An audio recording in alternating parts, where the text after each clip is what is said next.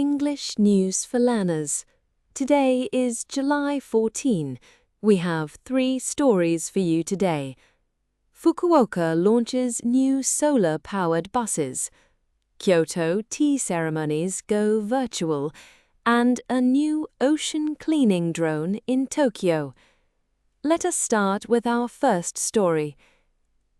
Fukuoka's solar-powered buses. Fukuoka City has a new plan. They are using solar-powered buses. The city bought 15 new electric buses.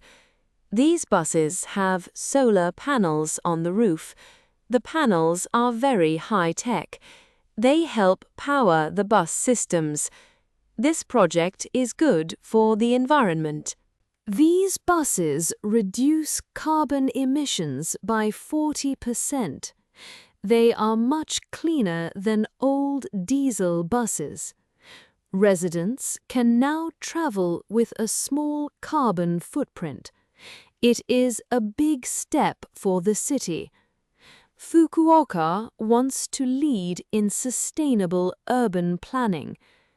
The full network will be ready in August 2026. This is great news for the city. It makes public transport very green. Moving on to our second story, Kyoto's virtual tea ceremony. A famous tea house in Kyoto has a new idea. They are offering a virtual tea ceremony. You can join from your own home. You just need a virtual reality headset. The experience uses high-resolution digital scans. It shows a historic room from 400 years ago. It feels very real. This platform allows many people to join. Up to 500 people can attend one session. A real room only fits 10 people. This makes culture accessible to the whole world. It preserves knowledge for future generations. The service starts on July 20. It is a wonderful way to learn tradition. Digital technology connects us all to the past. And finally, here is our third story.